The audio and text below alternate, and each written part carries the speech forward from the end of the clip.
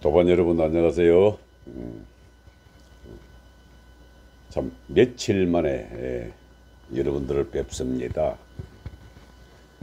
지난 저 수요일 날 무주에 내려가 가지고 제대로 된 야외 명상방을 하나 만드느라고 이것저것 활동하다가 갑자기 토요일 날 이제 저희 장모님 상을 당해 가지고 어제까지 상주 노릇을 하느라고 여러분들을 뵙지를 못했네요. 이번 약 한 6일간의 휴식 기간 중에 이제 그 죽음 이 문제에 대해서 4일 동안 상주 노릇을 하면서 깊은 그 숙고에 한번 빠져들었다가 그 결과를 아마 여러분들에게 조금 공유를 하고 싶어서 오늘은 이 죽음에 대한 그 논의를 한번 말씀드려 볼까 합니다.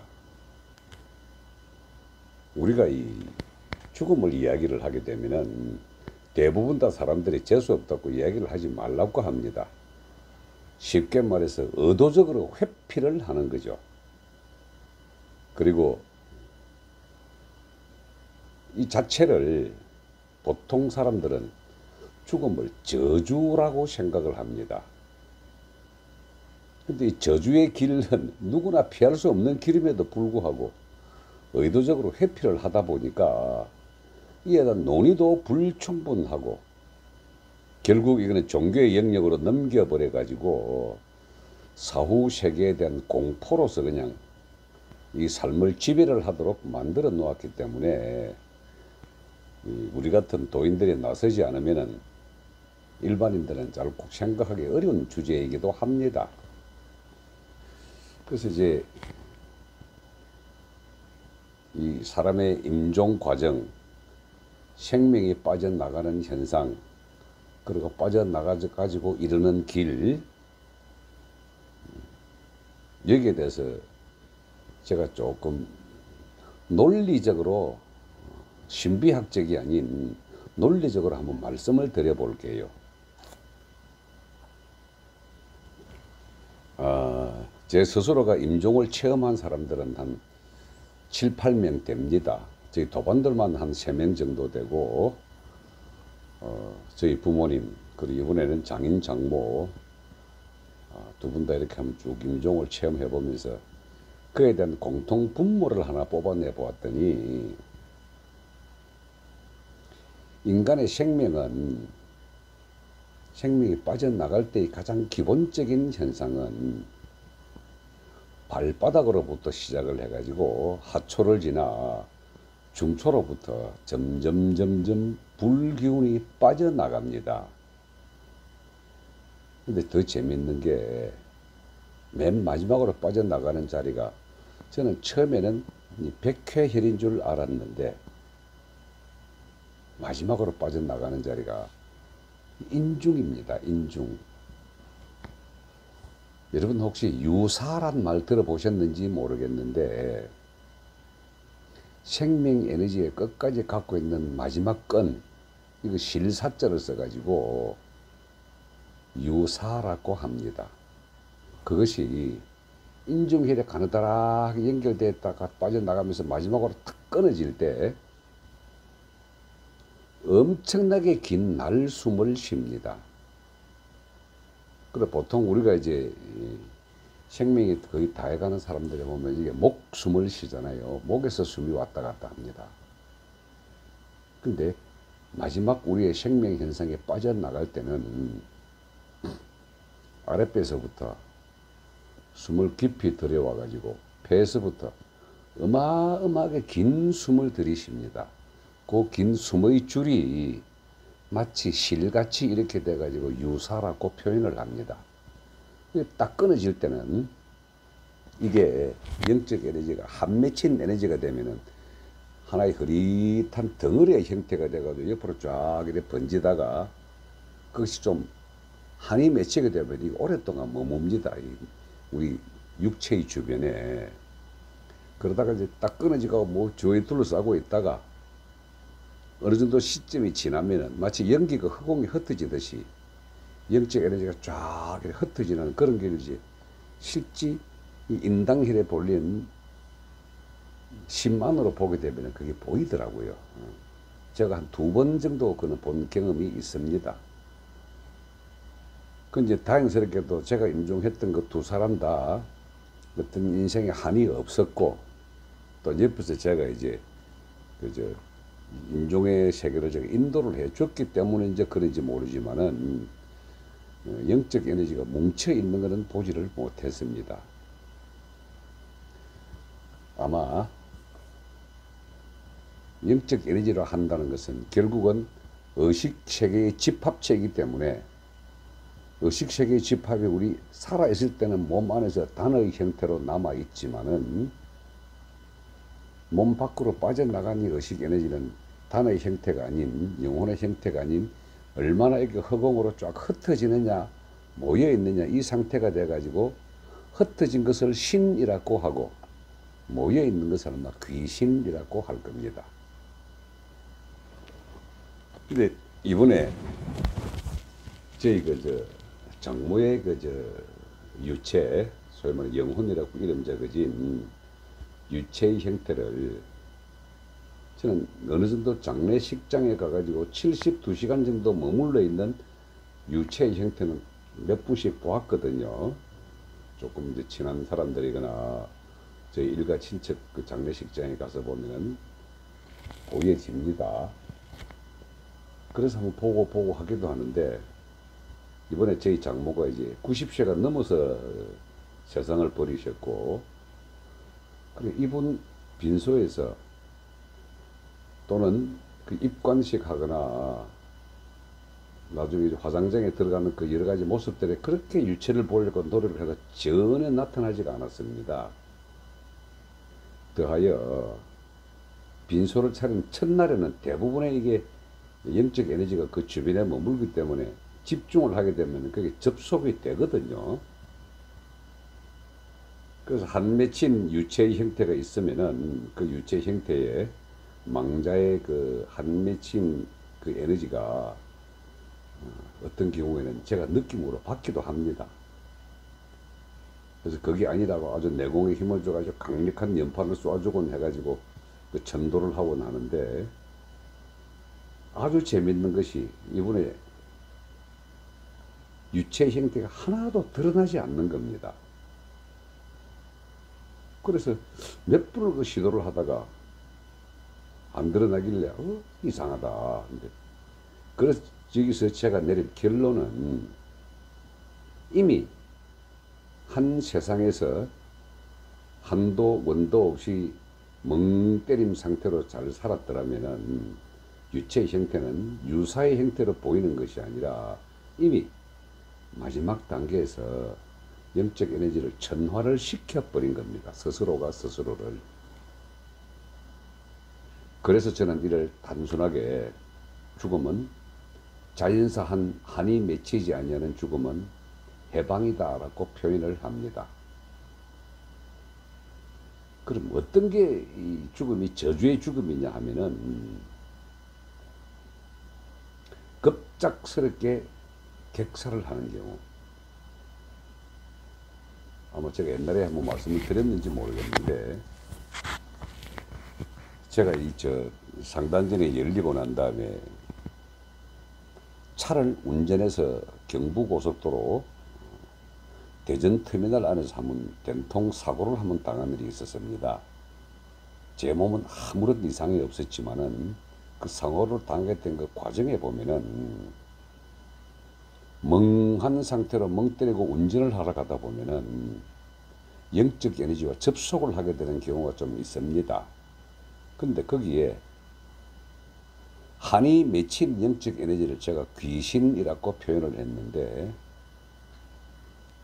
교통사고 나가지고 급작스럽게 혼이 빠져나간 사람은 본인이 죽은 줄을 모릅니다.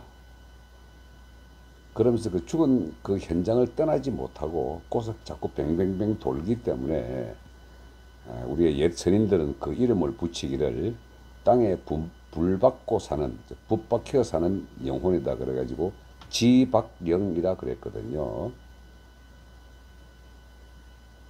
그저 물에서 빠져 죽었던 그저 물귀신이라는 그 말은 우리가 수귀라 그럽니다. 본인이 거기서 영혼이 갑작스럽게 탕 빠져나갔기 때문에 채를 버렸기 때문에 본인이 거기서 간질도 모르고 눈 번쩍 떠보니까 다시 그 현장에서 죽음 직전의 상태에 자기 자신이 있는 것을 느끼게 되거든요.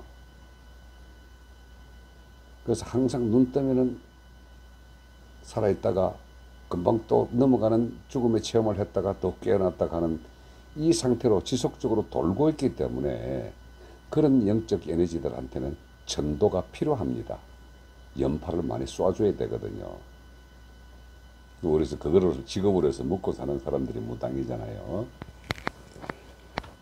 근데 이렇게 한이 맺히지 않고 가신 자연사 하신 이런 분들에 대한 이 죽음은 저는 간단하게 표현합니다. 해방이라고.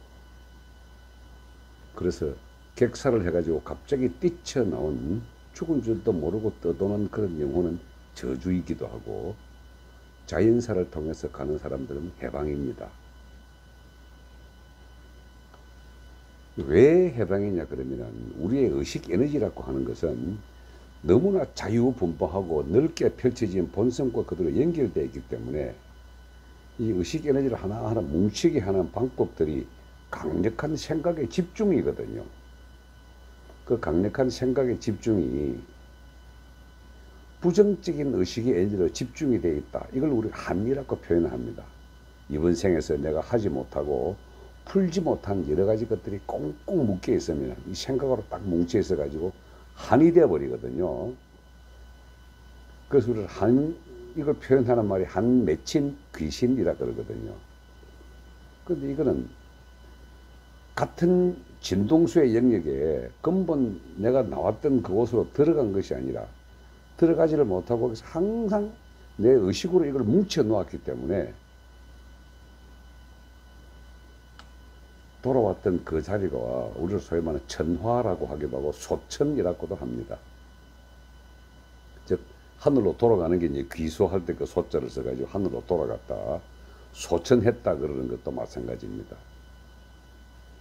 근데 그게 하늘로 돌아갔다는 소리는 원래 내가 나왔던 그 자리에 하늘로서 뭉쳐진 영혼이 아니라 내려 놓아놨기 때문에 마치 첫 연기가 우리 눈을 보이다가 나중에 쓱 지나면 흐트러지듯이 영적 에너지가 싹 돌아가면은 무와 허의 영역으로 쭉 빨려 들어갈 때는 이것이 의식의 영역으로 녹아버립니다. 이게 우리 그걸 갖다가 귀천이라고도 하고 소천이라고도 하고 천화라고도 하거든요. 우리가 명복을 빕니다 할 때 그 명자가 저성명자란 말이죠. 그 저성이라고 하는 것이 이쪽 세상과 딱 구분되는 두 가지 갈래가 아니라 내가 만든 세상이거든요. 우리의 의식 에너지가 그만큼 위대하기 때문에 몸 안에 가두어진 의식 에너지는 그 자체가 하나의 물질 에너지화 되기 때문에 조정이 되지만 몸 밖으로 벗어나는 영적 에너지는 너 벗어나기 그 직전의 상태에 따라 가지고 이게 뭉치느냐 흩어지느냐 그 연결 고리가 되는 겁니다. 그래서 제가 제1강 도란 무엇인가 라고 첫 강의를 할 때 우리가 돌을 닦는 이유는 잘 죽기 위해서라고 제가 설명을 한번 드렸습니다. 그것이 내 의식 에너지의 작동 원리만 알게 되면은 이 땅 자체, 내 삶 자체가 천국으로 만들어 놔야 죽음 자체 이후에도 그 천국이 펼쳐지는 거거든요. 그래서 저희 장모님 아무리 영적이 안 잡히길래 계속해서 대화를 시도해보다 안 나오길래 전형적인 소천 또는 천화가 된 걸로 제가 판단됐습니다. 마침 제 친구 스님이 하나 있어가지고 전도하러 자원봉사하러 온다길래 와달라 그래가지고 한 30분 동안 거기서 열심히 한번 스님들식의 전도제를 한번 지냈더랬습니다. 그런데 이제 본인들이 갖고 있는 불교식 지식으로는 본인이 죽은 줄도 모르고 떠도는 영가이기 때문에 그 영가를 천도하기 위하여 불법의 천수경을 해주면 그로 따라 간다 그러는데, 이미 제가 보낸 걸 갖다가 지가 아무리 한들 어쩌겠습니까? 지식으로만 천도제를 했죠. 자, 이게 저희 고등학교 선배 중에 시인이 한 사람이 있었습니다. 전상병 시인이라고. 이 사람 시에 귀천이라는 시가 있거든요. 제일 첫머리에 이렇습니다. 나 하늘로 돌아가리라, 이런 시가 있습니다. 이건 수련자가 아니더라도 시인의 영적 에너지 가지고 글로 간다는 걸 내 무의식의 에너지가 의식으로 알았다기 때문에 그걸 글로 표현한 게 귀천이라는 시이거든요. 그 전상병 시인의 조카가 인사동에서 귀천이라고 하는 찻집도 운영을 하고 있습니다. 저 인사동에서 밥 먹고 나면 그 집에 가서 이제 전통 차 마시고 나오면서 그냥 그 선배한테 잠시 묵념하고 오는 게 예의고, 그 찻집에는 아직까지 귀천이라는 시가 걸려 있습니다. 그 귀천이라는 말 자체가 하늘로 돌아간다. 그 하늘이 나를 있게 한 근본되는 자리를 거기서는 하늘천자로 표현했고, 중국식 도가에서 말하는 하늘천은 지상에서 바라보는 하늘입니다. 트여진 것이기 때문에 그 하늘과 우리가 도인들이 생각하는 하늘이 다르거든요. 원래대로 돌아가는 것, 내가 왔던 자리로 돌아가는 것. 그럼 그쪽 세상에서 바라보는 이쪽 세상이 어떤 걸까요? 우리는 이쪽 세상에서 저쪽 세상과 접속하는 것을 꿈을 꾼다라고 합니다. 마찬가지로 저쪽 세상에서 꾸는 꿈 자체가 이쪽 세상인 거죠.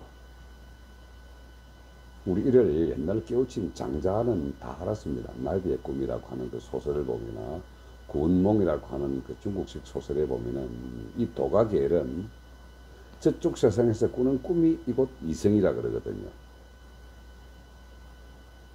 그래서 인생이 한바탕 꿈이다, 일장춘몽이다, 뭐 여러 가지 표현하는 것들이 그쪽 세상을 아는 사람들의 표현한 단어입니다. 그래서 우리는 이 방송을 듣고 계시는 분들은 대부분 다 도인들이기 때문에 도인들이 갖고 있는 확실한 믿음은 저쪽 세상을 내가 만들어 가기 때문에 그것은 이쪽 세상에서까지 내 의식의 상태에 따라서 결정되어진다. 즉 죽음은 저주냐 해방이냐 하는 그 선택 자체도 내가 한다. 이쪽 세상에서의 만족감을 가지고 더 이상 원도 한도 없다라는 기분 좋은 느낌을 가질 때는 저쪽 세상에 펼쳐지는 세상은 완벽하게 편안하고 자유로운 세상입니다. 이사 가는 거죠.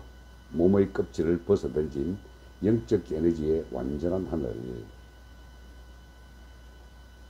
이번에 제가 상주 노릇 6일간 하면서 그걸 다시 느낌, 고감도의 체험으로 삼는 확인한 사실이었기에 이를 이제 도반대로 한번 나누고 싶어서 말씀을 드렸습니다. 여기에 관련된 내용 앞으로도 계속 여러분과 함께 나눌 것입니다. 예, 고맙습니다.